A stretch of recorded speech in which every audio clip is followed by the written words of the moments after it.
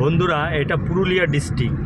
এইখানের রাস্তাটা শুধু একটু দেখবেন যে রাস্তাটায় কোথাও কোথাও একটু ভাঙা বা কোনো কিছু নেই, আর চারিদিকে খুব সুন্দর হারা ভরা একদম।